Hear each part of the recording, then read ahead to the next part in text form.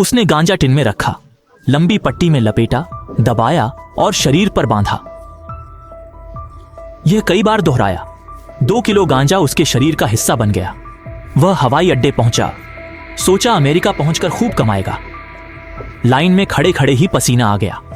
प्रेमिका को भी लगा कुछ गड़बड़ है। वह बाथरूम गया, सांस नियंत्रित की, फिर जांच स्थल पर पहुंचा। चश्मा उतारने पर घबराया। 10 सेकंड की नजर एक सदी लगी। पुलिस ने ज्यादा जांच नहीं की, सिर हिलाकर जाने दिया। बिली बस में चढ़ा, प्रेमिका के पास बैठा, अच्छे भविष्य की सोची। असली मुसीबत शुरू हुई। विमान पर पुलिस थी, दोबारा जांच होनी थी। घबराकर कपड़े निकाले, फिर रखे जैसे अभी जांच हुई हो। फिर भी अधिकारी ने पकड़ा, अलग ले जाकर तलाशी ली। पुलिस ने छुआ तो तेज धड़कन महसूस की। कपड़े फाड़कर देखा, अप्रत्याशित सामान मिला। बम के डर से पुलिस ने बंदूक तानी, बिली डर से हिल नहीं सका। गांजा की पुष्टि के बाद पुलिस स्टेशन ले गए, सामान जब्त किया। भाषा न समझ पाने के कारण वह चुपचाप यह सब सहता रहा। कुछ समय बाद दूतावास ने जांच के लिए किसी को भेजा। पुलिस ने ड्रग डीलर को पकड़ा, पर वह अभी भी स्थानीय जेल में मुकदमे की प्रतीक्षा कर रहा था। गद्दे से मोटी धूल देखकर बिली को ठंड लगी। उसने पास के 2 कंबल चुरा लिए। आधी रात को जेल गार्ड ने उसे पकड़ लिया। वे बिली को यातना कक्ष में ले गए, मुट्ठी से मोटी छड़ी से उसे पीटा, फिर उसे लटका दिया। बार बार उसके पैरों के तलवों पर मारा। तीव्र दर्द से वह वहीं बेहोश हो गया। जब बिली फिर से जागा, वह एक भीड़ भरी कोठरी में लटका हुआ था। अपरिचित माहौल देखकर वह बिस्तर पर उठने की कोशिश कर रहा था, लेकिन पैरों में दर्द के कारण बैठ नहीं पाया। पास के कैदी ने उसे उठाया, जैसे यह पहली बार नहीं था। वे बिली को सहारा देते हुए जेल के नियम समझा रहे थे। लड़ाई, जुआ, गिरोह बनाना सब सामान्य था। केवल सावधान रहकर ही जीवित रह सकते थे। फिर एवरी ने उसे 7 साल से यहाँ रह रहे माइक से मिलवाया, क्योंकि वह एक प्रसिद्ध वकील को जानता था, जिसने 2 साल पहले एक बेकसूर फ्रांसीसी को छुड़वाया था, और अगले दिन वह फ्रांसीसी गायब हो गया था। बिली ने चुपके से वकील का नाम नोट कर लिया। जल्द ही उसके पिता उससे मिलने आए, साथ में अमेरिकी दूतावास के लोग, और वह वकील भी थे। उनके प्रयासों से बिली का मुकदमा शुरू हुआ। हालांकि बहुत से अधिकारियों को रिश्वत दी गई, लेकिन अमेरिका तुर्की के तनावपूर्ण संबंधों के कारण बिली को अंततः 4 साल की सजा मिली। पिता पुत्र निराश थे, पर आंसू भरी आंखों से फैसला स्वीकार करना पड़ा। 2 साल जेल में बीत गए, और इस दौरान उसने जेल का भयानक पक्ष देखा। तुर्की की जेलों में एक अनलिखित नियम था, कमर के नीचे चोट या गोली मारना हत्या नहीं माना जाता था। इसीलिए नितंब सबसे ज्यादा निशाना बनते थे, और समलैंगिकता यहाँ वर्जित थी। जेल गार्ड के पकड़ने तक कम से कम 1 हफ्ता बिस्तर से नहीं उठ पाएंगे। वे बेंच से अपराधियों को पकड़ते, जूते उतारते, फिर वार्डन मोटे डंडों से पीटता। बिली सहानुभूति रखता, पर आगे नहीं आया। 2 साल में रिहाई थी। इसी मोड़ पर जिमी को अचानक जेल से भागने का ख्याल आया। उसने जेल का नक्शा निकाला। उसके अनुसार 2 तरीके थे भागने के। पहला, छत पार करना, पर गार्ड की गश्त के कारण बहुत खतरनाक था। दूसरा, जेल के नीचे, वहां मकबरा जुड़ा था, एक बड़ी हवा नली से निकल सकते थे। अगले दिन जिमी जल्दी उन्हें ढूंढने गया। जेल में बिल्ली का बच्चा देखा था। जेल का निरीक्षण किया। स्नानघर की दीवारें कमजोर थीं, हाथों से खोद सकते थे। दोनों माने तो आज रात शुरू कर सकते थे। 7 साल जेल में रहे माइक को संदेह था। बिली ने भी मना किया। 2 साल में कानूनी रिहाई थी, जोखिम लेने की जरूरत नहीं। जिमी गुस्से में अकेले छत से भागने की सोची, लेकिन उसे अस्पताल भेजा गया।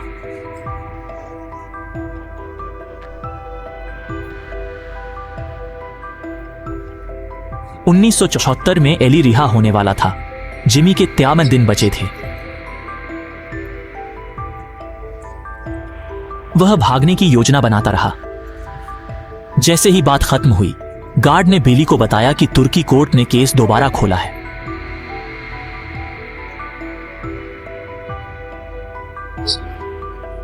वह खुश हुआ, पर किस्मत ने धोखा दिया। बिली राजनीतिक युद्ध का शिकार बना। अगले दिन उसे कोर्ट ले जाया गया। उनके घृणित कानूनों की निंदा की।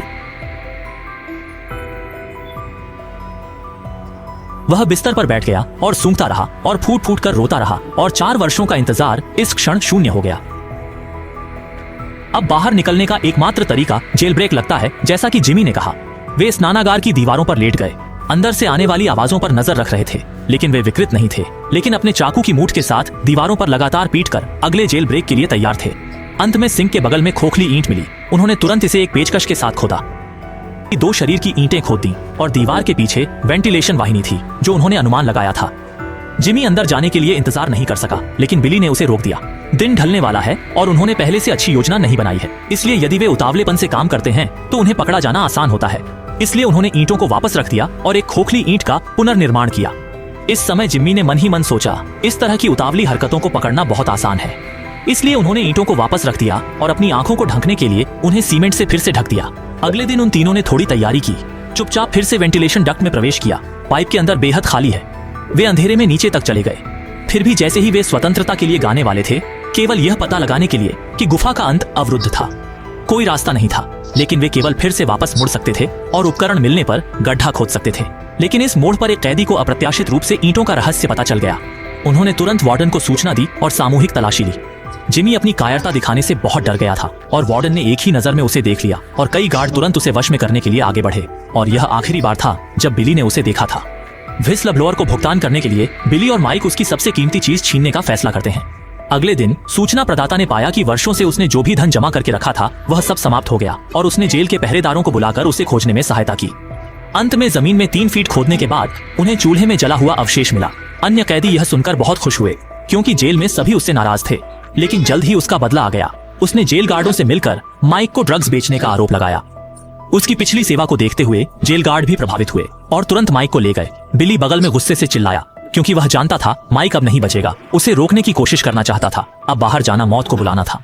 गार्ड के जाने के बाद उसने गुस्से से मुखबिर को देखा, फिर कूदकर उससे भिड़ गया, लेकिन अब वह मुखबिरी नहीं कर सकता। इस पागलपन के कारण उसे अलग कक्ष में भेजा गया। वहां 6 महीने रहा, दवा लेता, सोता, खंभे के चारों ओर घूमता। इस माहौल में वह सच में पागल हो गया। आज उसकी प्रेमिका मिलने आई। उसने एल्बम निकाला, बिली के साथ यादें ताजा की, उसे हार न मानने को कहा। ग्रीस में उसका इंतजार करेगी। बातें करते करते एल्बम पर थपथपाया। बिली समझ गया प्रेमिका का इशारा। वह एल्बम लेकर शौचालय भागा, छिपा पैनल खोला, अंदर नोटों का ढेर पाया। प्रेमिका चाहती थी वह गार्ड को रिश्वत दे, फिर ग्रीस भाग जाए। उसे याद आया अस्पताल के गार्ड सुस्त हैं, वहां से भागना आसान होगा। उसने नोट निकाले गार्ड को देने। गार्ड ने मुस्कुरा कर लिए, फिर बिली को खींच कर ले गया। लोहे के दरवाजे पार करते बिली को लगा यह रास्ता अस्पताल का नहीं। वह भागने की कोशिश करता रहा, पर गार्ड उसे खींचता रहा। जल्द ही एक छोटे कमरे में पहुंचे। गार्ड ने बेल्ट खोली खेलने को। बिली डर गया, पागल होकर गार्ड पर झपटा।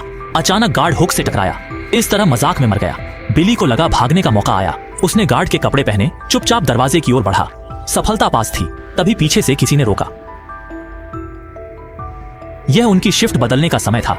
बिली ने चाबी उठाई, आजादी का दरवाजा खोला। गर्म धूप चेहरे पर पड़ी। इस तरह बिली गर्व से जेल से निकल गया। यह कहानी सच्ची घटनाओं पर आधारित है। 4 अक्टूबर 1975 की रात बिली ग्रीस पहुंच गया। 3 हफ्तों बाद वह कनाडा चला जाएगा।